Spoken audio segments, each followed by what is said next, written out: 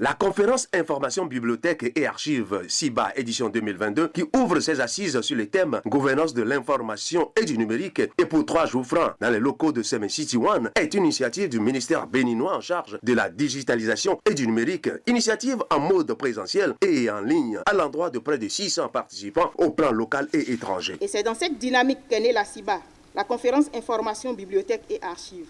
L'aventure commence en 2021 avec la première édition placée sous le thème « Le devenir des services d'archives et de documentation au Bénin ». Si autrefois, la gestion de l'information relevait des seules compétences des archivistes, des bibliothécaires et des documentalistes, avec les technologies de l'information et de la communication, il est nécessaire qu'il y ait un croisement de compétences pour une meilleure prise en charge efficace et efficiente de l'information sous différentes formes et sur différents supports. Le défi majeur est de pouvoir assurer la disponibilité de cette ressource devenue stratégique aussi bien que pour l'individu, la communauté, les organisations, l'État, les États et le monde. La gouvernance de l'information et du numérique est donc un enjeu planétaire. Dans un contexte où l'irruption d'archives nouvelles, de documents nouveaux, de sources nouvelles, dans les champs de la mémoire de l'identité, des traditions et de la connaissance, le débat aujourd'hui vers les questions nouvelles de gestion des données, des ressources informationnelles du numérique, le devenir des services et archives en question et de documentation change d'enjeu. La donnée, considérons-la comme l'essence. Aujourd'hui, si vous n'avez pas la donnée, vous n'allez pas faire beaucoup de choses. Dans une entreprise, vous ne pourrez pas avoir une stratégie marketing si vous n'avez pas les données usagées de vos clients. Et donc, pour bâtir votre stratégie de marketing, vous avez besoin, n'est-ce pas, de la donnée. L'État aussi en a besoin, n'est-ce pas. Nous faisons les statistiques, par exemple, c'est pas pour rien. Hein? C'est un outil de développement, par exemple, de transformation, n'est-ce pas, des vies.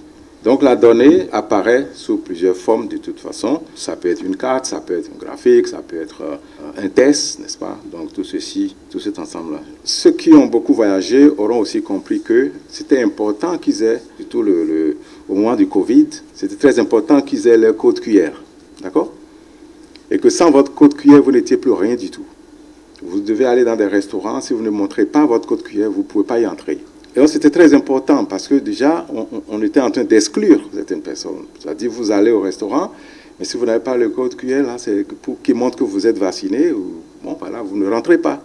Donc, vous voyez déjà comment le traitement de la donnée amène déjà à faire de l'exclusion. La gouvernance de l'information et du numérique, c'est la tâche plus que colossale, techniquement faite et réalisée dans son agence du département ministériel en charge du numérique. Pour ce qui concerne la CIN, qui est l'agence des systèmes d'information et du numérique, donc c'est une agence qui a été créée le 1er juin dernier, issue de la fusion de 4 agences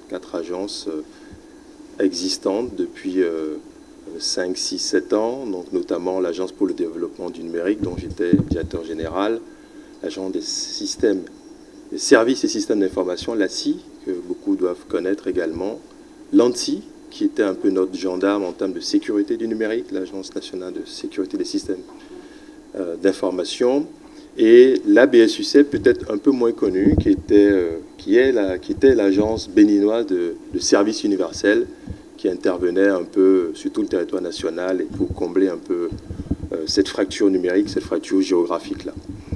Je voudrais dire que les missions globales, en tout cas les missions individuelles, je dirais, de ces anciennes agences sont toutes reprises par la CIN. La CIN qui est créée d'abord dans une volonté de créer plus de synergie et de nous assurer que nous travaillons encore mieux et plus vite pour atteindre les objectifs fixés par le gouvernement. Si nous sommes là aujourd'hui, la CIN et également le ministère du numérique et de la digitalisation, c'est que la thématique du jour nous est un peu familière, la gouvernance de l'Internet et du numérique. Ce que je peux vous partager aujourd'hui, c'est que quand nous regardons ces dernières années, nous avons eu beaucoup d'investissements qui ont été réalisés. Le Bénin avait déjà des câbles sous-marins qui nous reliaient à l'international et nous sommes en train d'investir encore dans un troisième et bientôt un quatrième câble sous-marin parce que, in fine, c'est ce qui nous relie au monde. Sans les câbles sous-marins, nous ne pouvons être reliés au monde et nous n'avons pas vraiment d'Internet, si ce n'est les connexions satellitaires, mais qui ne nous permettent pas d'avoir des capacités, des débits suffisamment structurants. Plusieurs communications multipanélistes pour de nouvelles clarifications sur la nouvelle conception née de la gestion des données, base de la souveraineté numérique de tout État, socle de la gouvernance aussi des États et entreprises, vont être au cœur des échanges entre archivistes et bibliothécaires présents sur site ou en ligne.